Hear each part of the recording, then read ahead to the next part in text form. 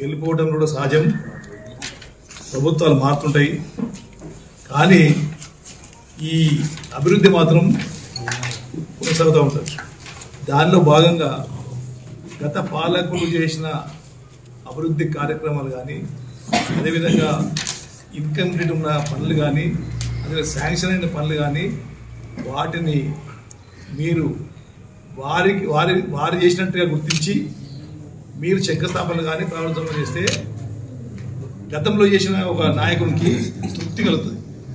కానీ మీరేం చేస్తారంటే ఇప్పుడున్న వ్యవస్థలో కాంగ్రెస్ పార్టీ వాళ్ళు చేస్తుంది ఏంటంటే అదే రోడ్డు మీద మేము అభివృద్ధి చేసిన రోడ్డు మీద నడుస్తాం. మేము శాంక్షన్ ఇచ్చినటువంటి శాంక్షన్ ఇచ్చి శంకుస్థాపన చేసి కట్టించినటువంటి గ్రామ పంచాయతీ బిల్డింగ్ కానీ, స్కూల్ బిల్డింగ్ కానీ రిబ్బన్ కట్ చేస్తాం. రైతు వేదికల ద్వారా మీటింగ్ పెడతాం. అదేవిధంగా మేమిచ్చిన శాంక్షన్ ఇచ్చినటువంటి ప్రాజెక్టులు కానీ, భవనాలు కానీ, రోడ్లు కానీ శంకుస్థాపన చేస్తాం. కానీ అల్టిమేట్గా మీరు మాటలు స్పీచ్ ఇస్తాడు ప్రజలకి ఏమి చేస్తారంటే గత పాలకులు ఏం చేయలేదు అంటే పాలకులు చేసే పనులు, గత పాలకులు చేసిన పనులు చూస్తున్నారు, ఇప్పుడున్న పాలకులు చేసే పనులు ప్రజలు చూస్తుంటారు. కానీ మీరు ఏమవుతారంటే మేము నవలపాలవుతాం.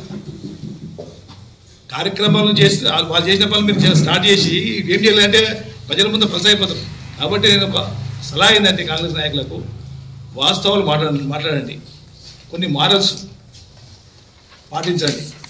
అభివృద్ధిని కాంక్షిస్తున్నారు కాబట్టి అభివృద్ధిని ప్రశంసించండి. నేను ఒకటి ఛాలెంజ్ చేస్తానంటే గత 10 సంవత్సరాల కాలంలో మాజీ శాసనసభ్యులు అంజయ్ యాదవ్ గారు చేసినటువంటి కార్యక్రమాల్లో ప్రస్తుతం మీరు రాబోయే 3 సంవత్సరాలు కానీ ఇప్పుడు గడిచిన 1.5 సంవత్సరం కానీ ఒక 20% పనులు చేస్తే ప్రజలు మీరు హర్షిస్తారు. ఆ దిశగా మీరు కృషి చేయాలి తప్ప అనవసరమైన విమర్శలు చేసి ఇంకోటి సభ్యతతో మన ప్రజాస్వామ్యంలో సంస్కారము, మాటల పద్ధతి, ఓ సిస్టమ్ ఉండదు. మీరు పాలసీ పరంగా ఎంతనైనా క్రిటిసైజ్ చేయండి, కానీ వ్యక్తిగత దూషణలు మాత్రము చేయడం తప్పు. దయచేసి అది మానుకోండి. పార్టీ పరంగా చెప్పండి, మా పార్టీ పరంగా మేము చెప్తాం. ప్రభుత్వ పరంగా ఫెయిల్యూర్స్ ఉంటే మేము చెప్తాం. మీ అభివృద్ధి ఉంటే మీరు చేసిన గొప్పదనం మీరు చెప్పుకోండి. కానీ వ్యక్తిగత విమర్శలు చేస్తే ఏమైందంటే అది పూర్తిగా ఒకరి మీద ఒక ఆరోపణ మొక్కుంటూ అది పూర్తిగా అది చిల్లర పంచాలకే. దయచేసి దాన్ని మానుకోండి అని చెప్పి సోదర కాంగ్రెస్ నాయకులకు ఒక విజ్ఞప్తి చేస్తున్నా. ఇతవు చెప్తున్నాను. అదేవిధంగా ఒక చిన్నవి చెప్తాను. ప్రభుత్వం మనము గతంలో కాంగ్రెస్ పార్టీ అధికారం లేనప్పుడు ఎన్నికల సమయంలో రేవంత్ రెడ్డి గారు చాలా ప్రజలకు బ్రహ్మాండమైన స్పీచ్ ఇచ్చాడు. ప్రజలకు రంగుల సినిమా చూపించాడు. ఆ రంగుల సినిమా చూసి ప్రజలు ఓటేసారు. సపోర్ట్ ఓటేసుకున్న తర్వాత ఆ సినిమా తెలిసిపోయింది. అయితే వాళ్ళు మార్పు కోరుకుంటున్నప్పుడు ఏం మార్పు చేశారంటే కేవలం 5 మార్పు చేసినారు. అభివృద్ధిలో మన ప్రజల దొచ్చటి రాత మారలేదు, దరిద్రం పోలేదు, వాళ్ళ అభివృద్ధి కాలేదు. కానీ మీరు చేసింది ఏంటంటే ఒకటి తెలంగాణ ప్రభుత్వ గీతాన్ని మారవడం, రెండవది తెలంగాణ తల్లి విగ్రహ రూపురేఖలు మారవడం, మూడవది సెక్రటేరియట్ గేట్ మారవడం, అదేవిధంగా టీఎస్వై టీజీ చేయడం. ఇవి మార్పులు తప్ప మీరు మార్పులు చేయలేదు. అదే వ్యవస్థ ఇదే వ్యవస్థ కొనసాగితే మాత్రం ప్రజలు చాలా అసహించుకునే పరిస్థితి. కాబట్టి దయచేసి ఆ పద్ధతి మార్చుకున్న అభివృద్ధి కార్యక్రమం మీరు అందరూ పాల్గొనవలసిందని కోరుతున్నాను. అదేవిధంగా ఒక్కటి డెవలప్మెంట్ యాక్టివిటీ ఒకటి మొన్న మేము 65,000 కోట్లతో ఆర్ఎంపీ రోడ్డు 67,000 కోట్లతో ఈ పాత హైవేను అభివృద్ధి చేసినాము, శంకుస్థాపన చేసినాము, అదేవిధంగా ప్రారంభోత్సవం చేసినాము, అన్నీ చేసినాము. తర్వాత కాస్ట్ ఎస్కలేషన్తో ఏమైందంటే అమౌంట్ సరిపోతే దానికి అంటే 67 కోట్లు కానీ మళ్ళీ నెక్స్ట్ ఫేజ్లో 45 కోట్లు మాత్రం శాంక్షన్ చేసింది. మా ప్రభుత్వం శాంక్షన్ చేసింది. మా ప్రభుత్వంలో అన్ని ప్రొసీడింగ్ వచ్చింది. మా ప్రభుత్వ హయాంలోనే కాంట్రాక్ట్ టెండర్ అయింది. టెండర్ అలాట్ అయింది మోహన్ రెడ్డికి. మోహన్ రెడ్డి గారు పాత ఆయనకు అలాట్ అయింది.